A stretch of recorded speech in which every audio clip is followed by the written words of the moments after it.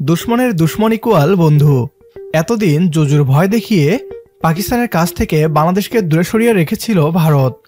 পাকিস্তানকে দূরে সরিয়ে রেখে বাংলাদেশকে রীতিমতো লুটেপুটে খেয়েছে তারা। তবে ছাত্র জনতার নতুন বাংলাদেশ আর ভারতের ধোঁকায় থাকবে না। এবার বাংলাদেশকে ভারত নির্ভরতা থেকে মুক্তি দিতে পাকিস্তানের সাথে বাণিজ্য শুরু বাংলাদেশের। এতে ঘুম হারাম হয়ে গিয়েছে ভারতের। এতদিন বাংলাদেশকে কলোনি করে রাখা ভারত এখন বাংলাদেশকে স্বাধীনতা এবং সার্বভৌমত্বের জ্ঞান দিচ্ছে। বাংলাদেশ ও পাকিস্তানের মধ্যে সরাসরি নৌ বাণিজ্যকে কোনোভাবেই মেনে নিতে পারছে না ভারত। কেন বাংলাদেশ ও পাকিস্তানের বাণিজ্যিক সম্পর্ককে মেনে নিতে পারছে না তারা? বিস্তারিত থাকছে বিডিটিউব নিউজের আজকের এই ভিডিওতে। অনুরোধ করছি ভিডিওটি শেষ পর্যন্ত দেখার জন্য। সাবেক স্বৈরাচারী সরকার বাংলাদেশকে ভারতের গোলাম বানাতে ভারতের উপর নির্ভরশীল করে রেখেছিল। বিগত সরকার পাকিস্তান থেকে আমাদের দূরে সরিয়ে রাখতে মিথ্যা জজুর নাটক সাজাতো। ভারতের ভয় ছিল বাংলাদেশ ও পাকিস্তান যদি নিজেদের মধ্যে বাণিজ্য করে তাহলে ভারতের গুরুত্ব কমে যাবে। এই মুহূর্তে বাংলাদেশকে কৃষিপণ্য থেকে শুরু করে পোশাক তৈরির তুলা সবকিছুতেই আমরা ভারতের উপর নির্ভরশীল। এই সুযোগে ভারত বাংলাদেশের রাজনীতিতে হস্তক্ষেপ করেছে। জনগণের সমর্থন না থাকার পরও ভারতের হস্তক্ষেপে বাংলাদেশের রাষ্ট্র ক্ষমতায় ছিল শেখ হাসিনা নামক পুতুল সরকার। তবে ছাত্র জনতার গণ অভ্যুত্থানের পর বদলে গিয়েছে পরিস্থিতি। এবার বাংলাদেশের রাষ্ট্র ক্ষমতায় ডক্টর মোহাম্মদ ইউনূস। নোবেলজয়ী মোহাম্মদ ইউনূসের নেতৃত্বে বাংলাদেশ একের পর এক দাসত্ব বিরোধী সিদ্ধান্ত নিচ্ছে।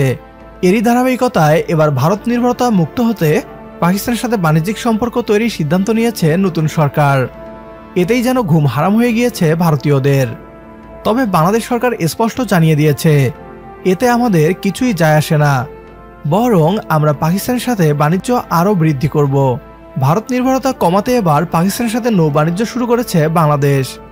অদূর ভবিষ্যতে যা বেড়েই চলবে। পাকিস্তানের করাচি থেকে কন্টেইনার পণ্যবাহী একটি জাহাজ চট্টগ্রাম বন্দরে আসে গত সোমবার। এমভি ইওয়ান জিয়ান ফা ঝং নামের জাহাজটি করাচি থেকে দুবাই হয়ে চট্টগ্রামে আসে। মুক্তিযুদ্ধের পর করাচি থেকে সরাসরি চট্টগ্রামে নোঙর করা প্রথম কোনো জাহাজ এটি। বন্দর কর্তৃপক্ষ ও আমদানিকারকরা বলছেন বিষয়টি নিয়ে আলোচনা সমালোচনা করার কিছুই নেই। এর মধ্য দিয়ে প্রথমবারের মতো দুই দেশের মধ্যে নৌপথে সরাসরি পণ্য পরিবহন যোগাযোগ শুরু হলো। বিষয়টি ইতিবাচক। সারা বছরই পাকিস্তান থেকে পণ্য আসে, তবে এতদিন তা তৃতীয় দেশ হয়ে আসতো। এখন সরাসরি আসায় আমদানিকারকদের খরচ কমবে। আগে 2-3 বন্দর হয়ে আসায় খরচ বেশি হতো। পাকিস্তান থেকে প্রতি সপ্তাহে কন্টেইনার ভর্তি পণ্য চট্টগ্রাম বন্দরে আসে।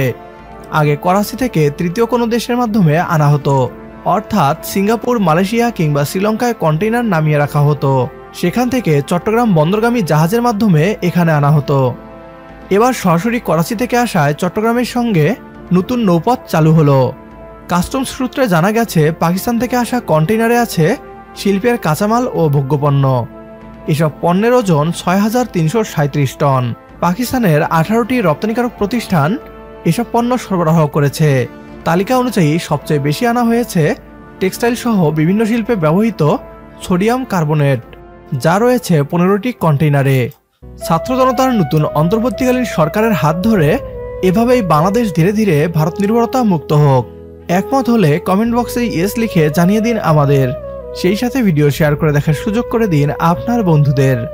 আপনার একটি শেয়ারে হয়তো অনেকেই জানবে বাংলাদেশের ইতিবাচক খবরগুলো। পরবর্তী ভিডিও দেখার আমন্ত্রণ জানিয়ে বিদায় নিচ্ছি আজ। আল্লাহ হাফেজ।